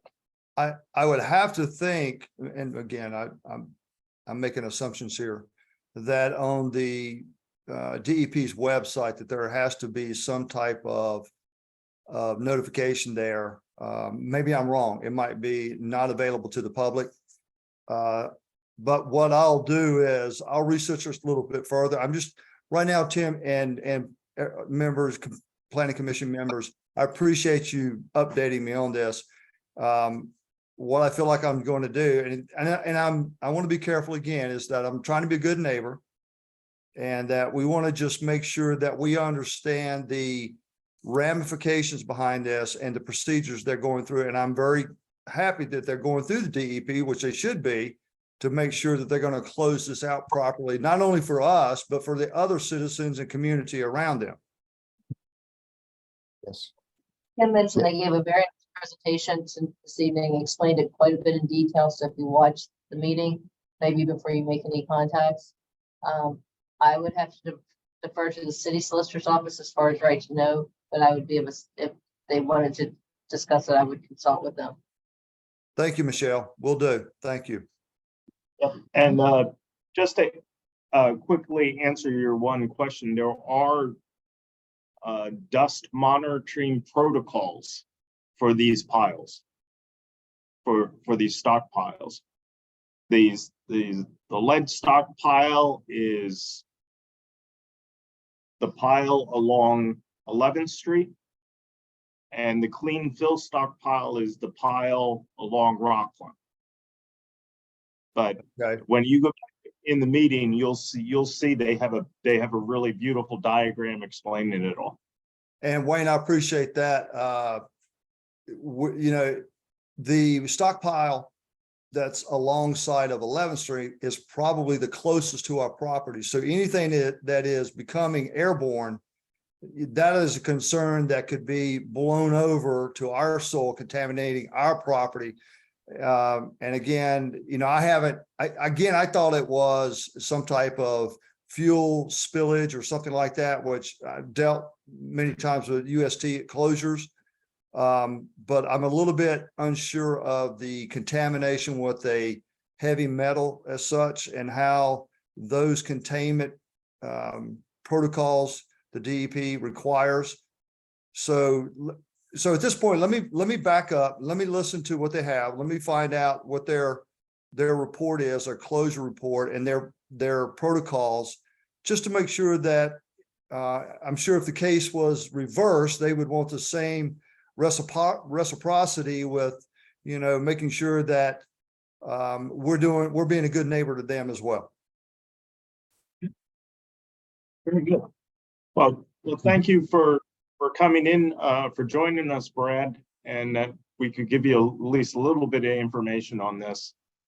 You know, we're always here to help, and you know, because you know, Albright is a very important member of the community, and so once again, thanks, Brad, and if you need anything, I'm sure we're here at your service.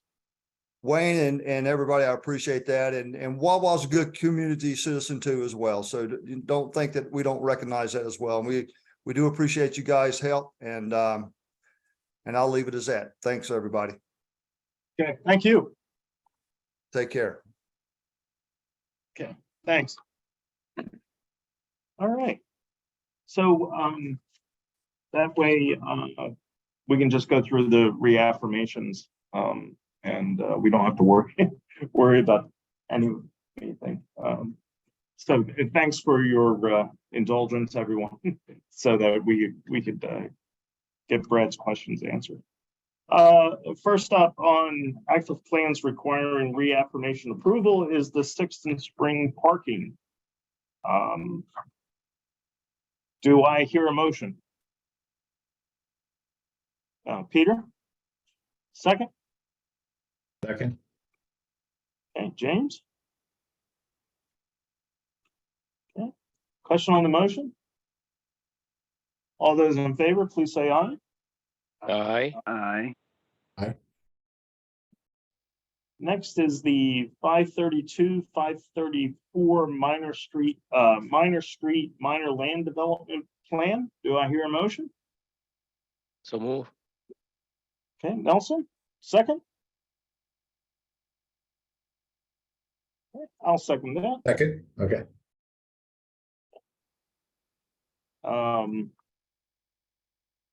Question on the motion? All those in favor, please say aye. Aye. Aye. Next is the 322 Walnut Street minor land development plan. Do I hear a motion? So moved. Okay, James? Second?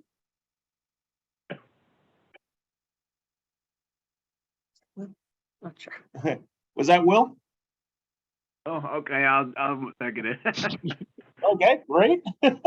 Question on the motion? All those in favor, please say aye. Aye. Aye. Next is the 625 McKnight Street parking. Do I hear a motion? So move. Okay, Nelson and Danny for the second.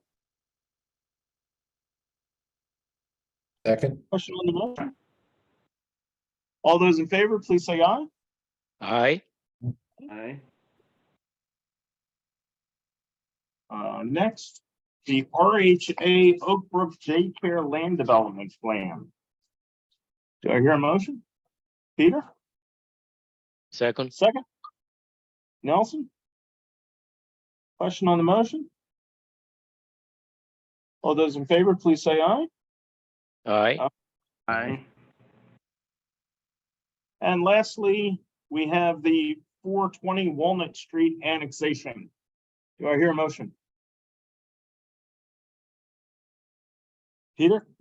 Second? Second. I think that was James. Yeah. Yes. Question on the motion? All those in favor, please say aye. Aye. Aye. Okay, very good. Okay, now we have the. We'll let Brandy catch up. You might. Batched them.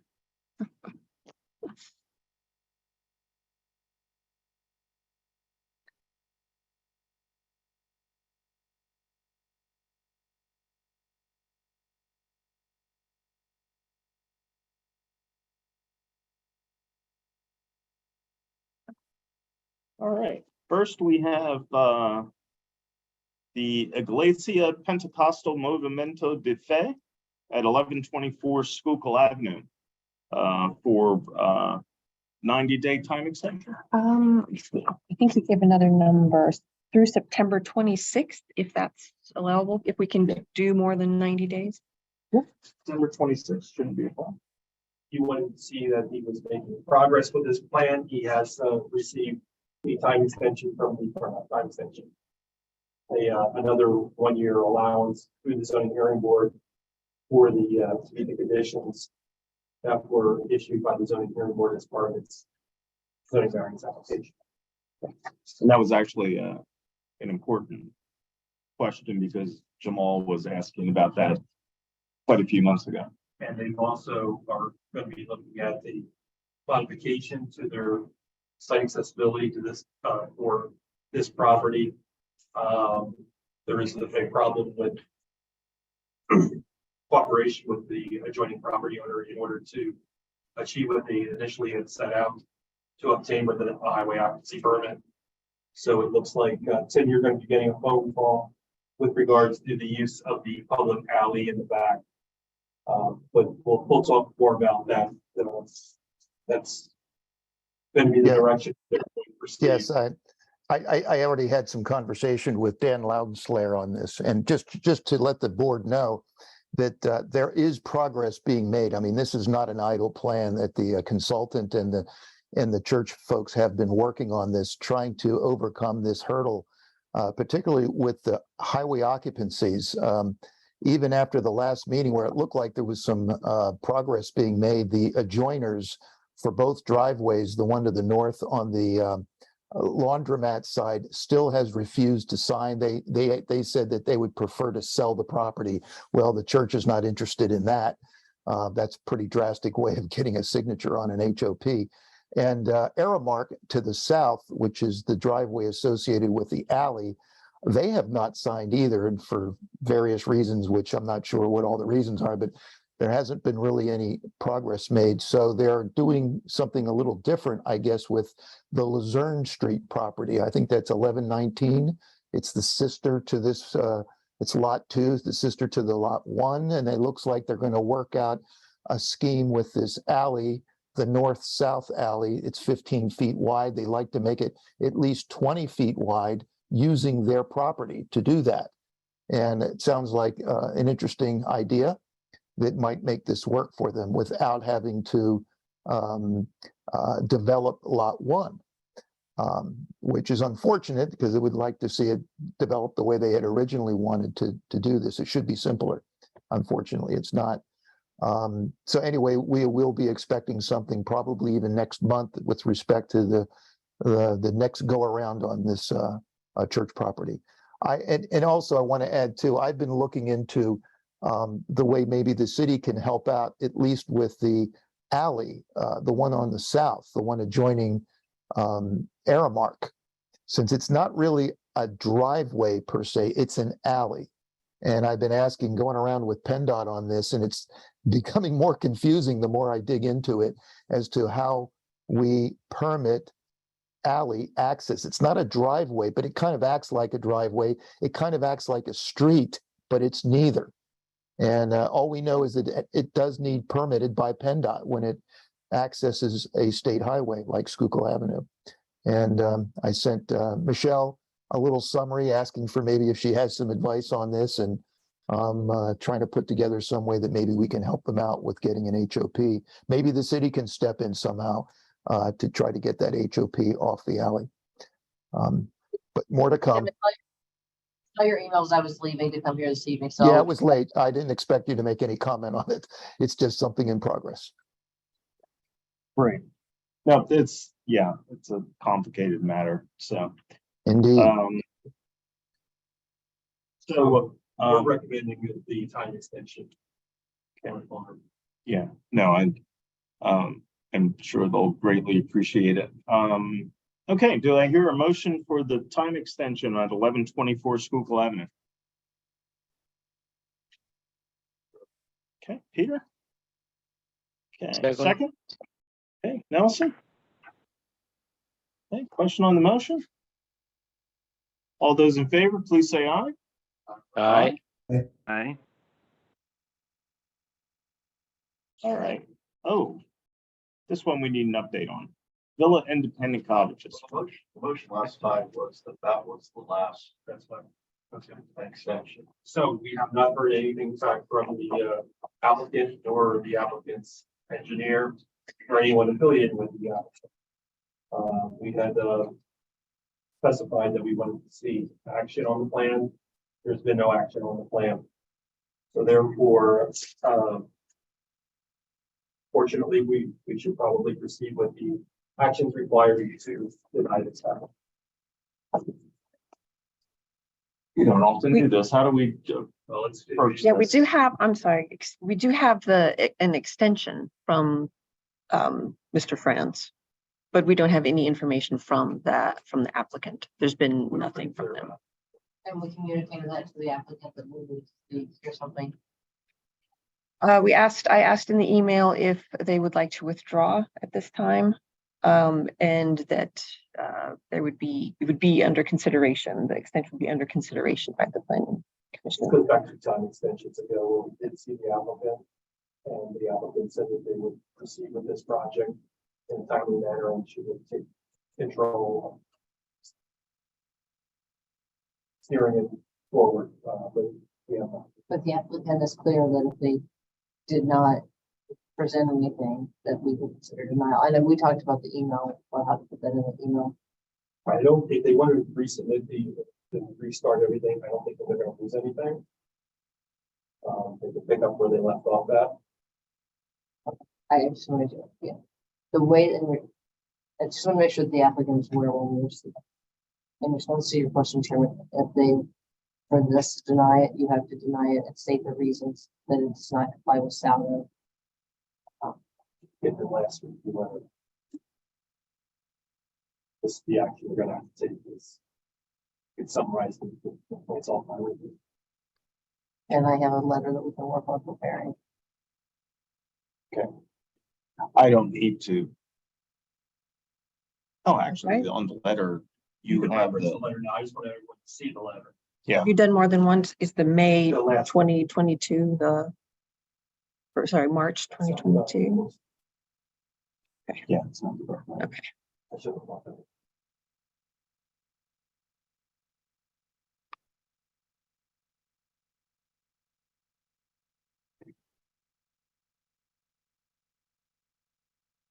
We only have one or two applications or reviews.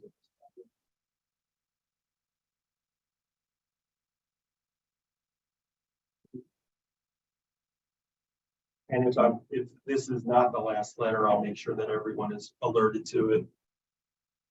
We just have to say the specific sections that they don't need.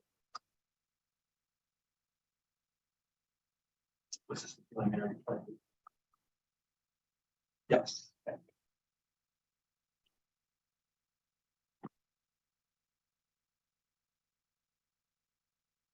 It's a long time.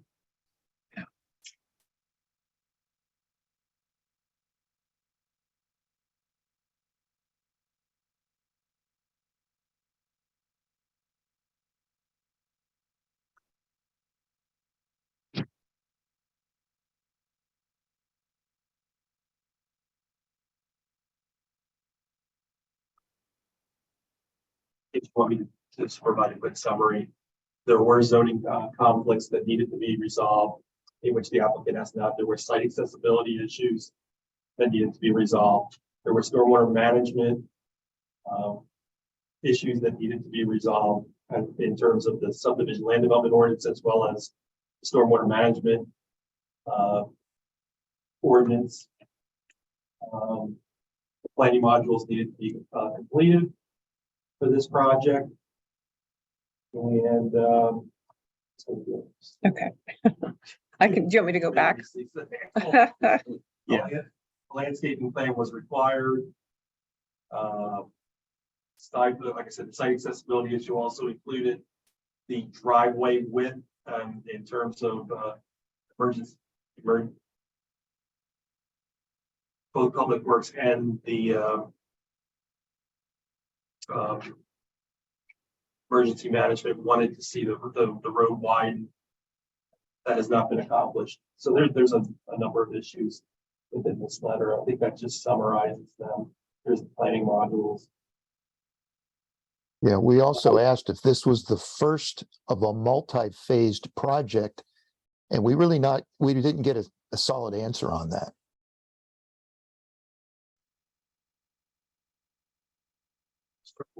Partially populated. that's right. Yeah, I said that is a lengthy letter, but hopefully it gives you a summary. But I mean, that should be the last review letter that was issued. We'll help you out tomorrow, Michelle. Coordinate that. That's the municipal planning code requires that we follow certain criteria for designing a plan. And this is where we basically hand the controls over to Michelle to make sure we get all questions.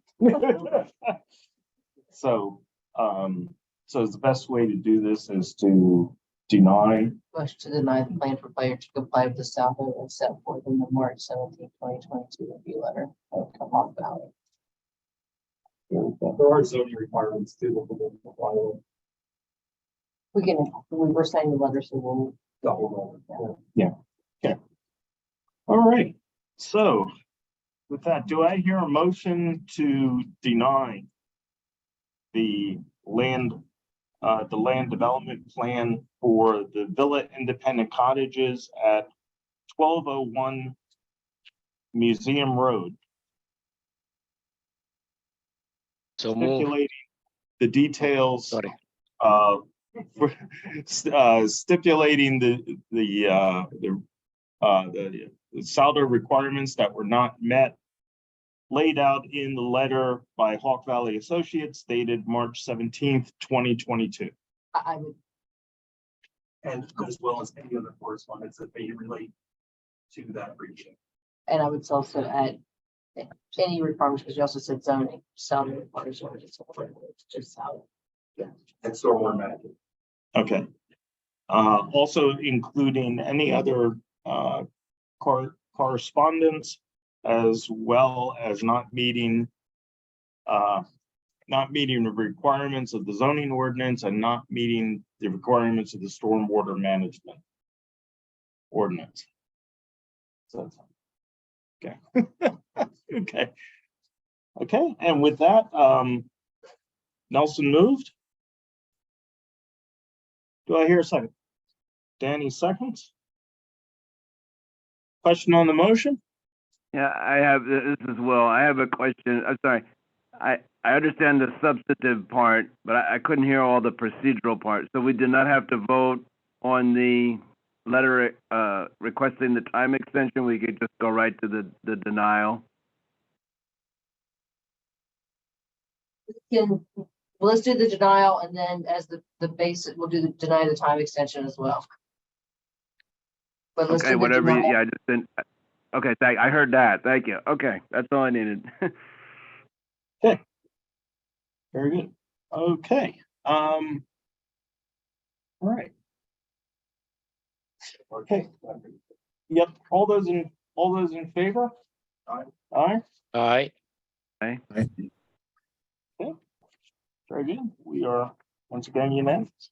From a procedural standpoint, I think to have another event, another motion to authorize Michelle to send the letter, a denial letter to the applicant. All right. We will, do I hear a motion to, allow our solicitor to send send a letter of denial to the applicant? And Peter, as motioned, do I hear a second? Danny seconds. Second. Okay. Oh, I'll take Will on that one. We haven't heard.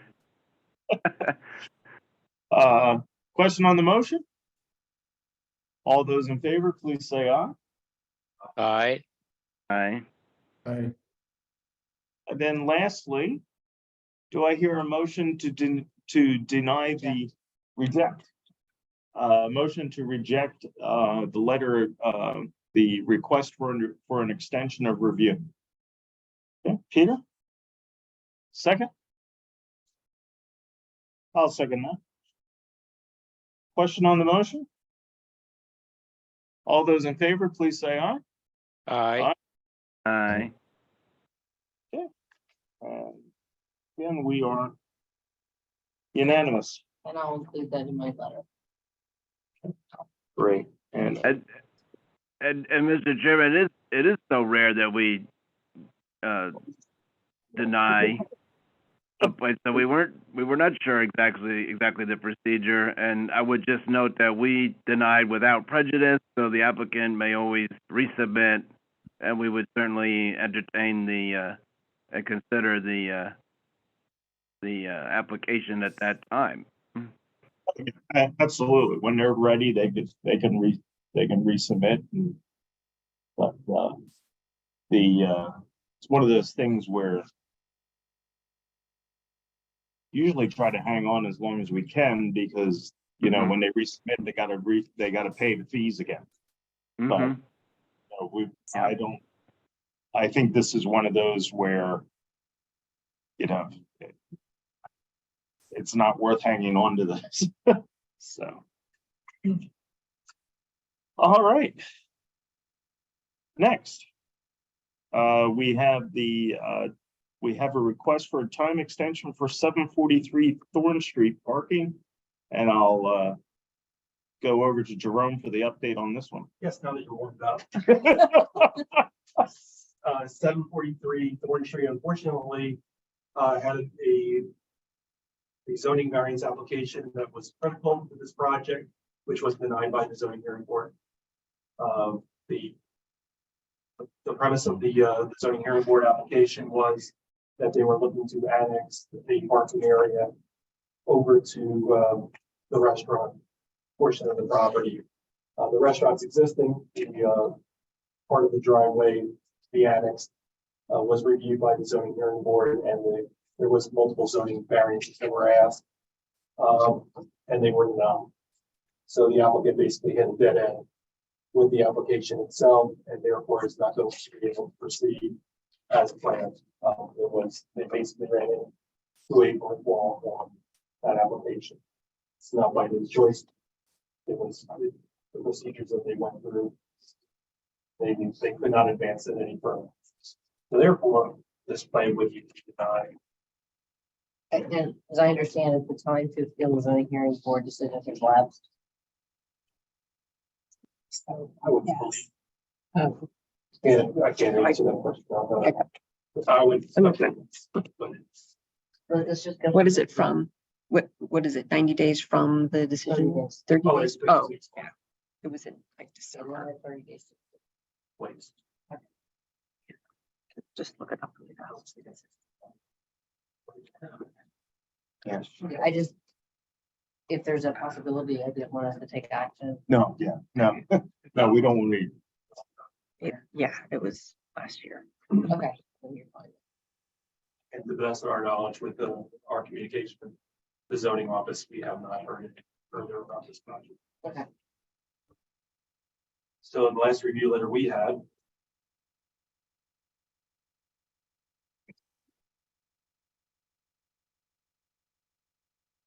It looks like it was January, the decision. Okay.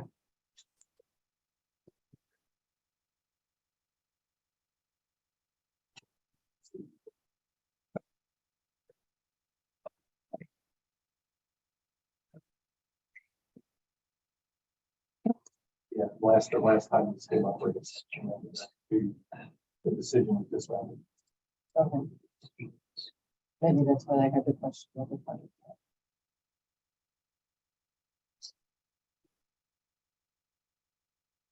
would be it. September?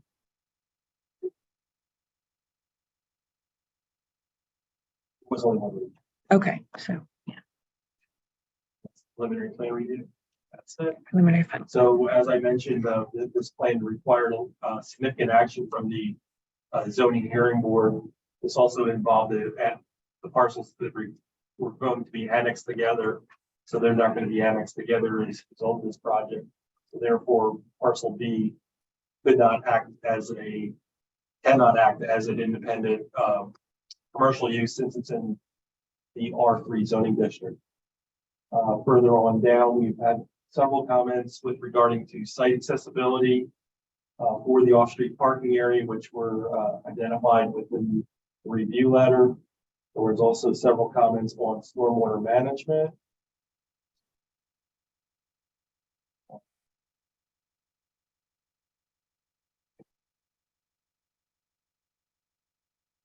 For some inquiries with regarding to sanitary sewage disposal.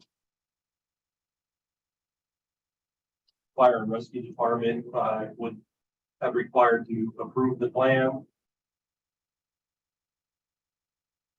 Curbs and sidewalks were going to be required or evaluated as part of along Thorn Street and North Third Street. And we mentioned stormwater management comments. A landscaping plan was required. The lighting plan was required.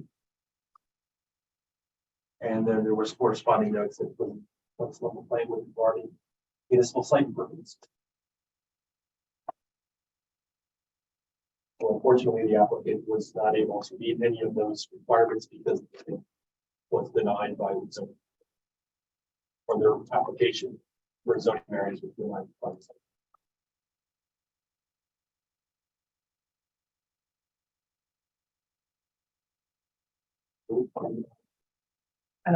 Let me bring it back up.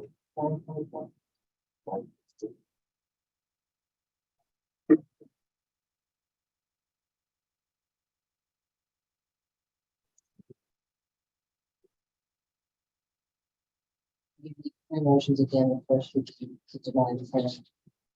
Based on the review letter of September 24th, 2022, any other additional correspondence and for the basis set forth therein or failure to comply with Saldo zoning or stormwater management.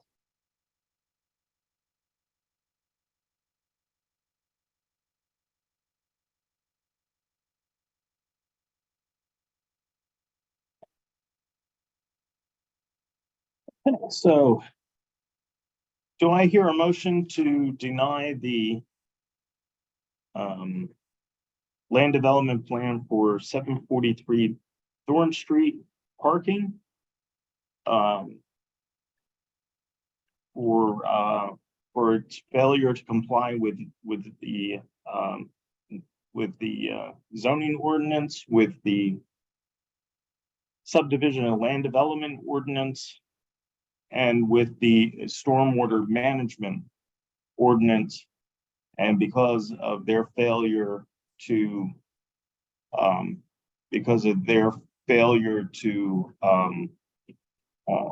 receive a receive a zoning permit, receive zoning relief. And as set forth in the September Oh. Hawk Valley. As set forth in the letter by Hawk Valley Associates dated September 24th, 2022, and any other correspondence related. I think I had it. I don't know. Okay, do I hear a motion? Okay, Peter, second. Sarah, I'll second that one. Okay, question on the motion? All those in favor, please say aye. Aye. Aye. Aye. We are. And the next motion to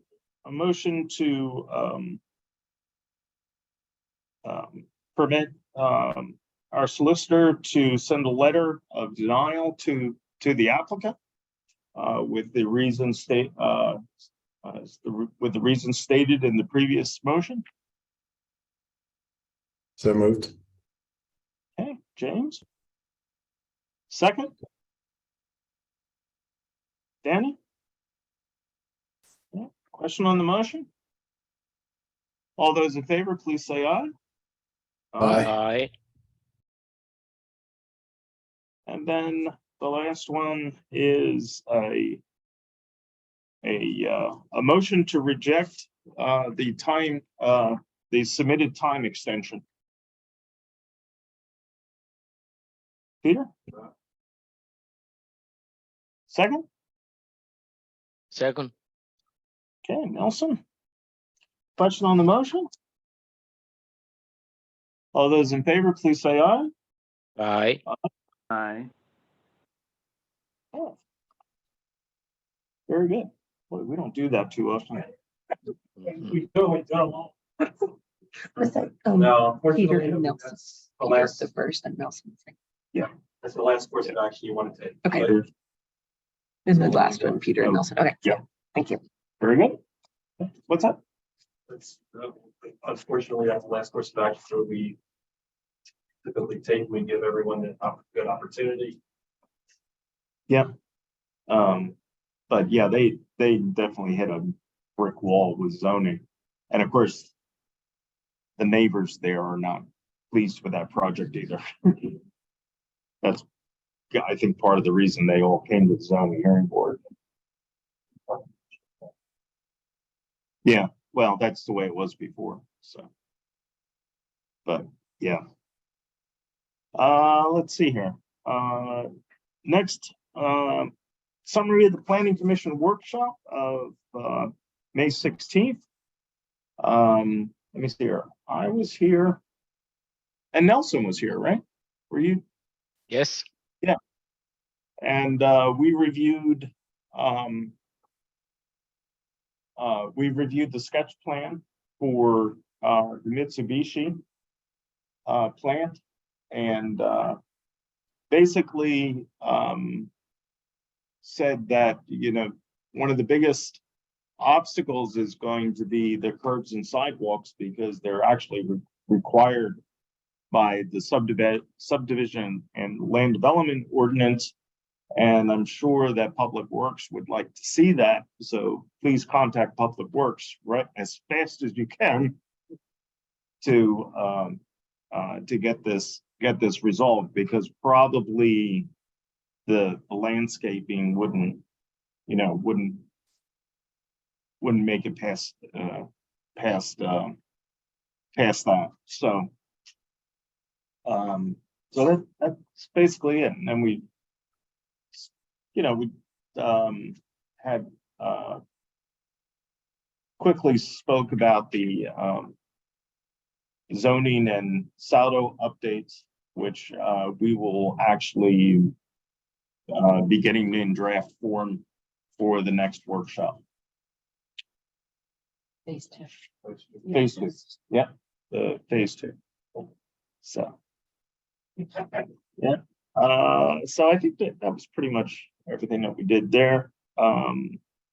Next is approval of planning commission minutes. I only had one minor correction, which I already sent to Brandy. Does anyone have anything else? Okay. Then with that, do I hear a motion to accept the planning commission minutes of February 28th, 2023? Dan? Okay, second. Second. Okay, thank you, James. Okay, question on the motion? Oh, I don't believe. No, so. no, he was not.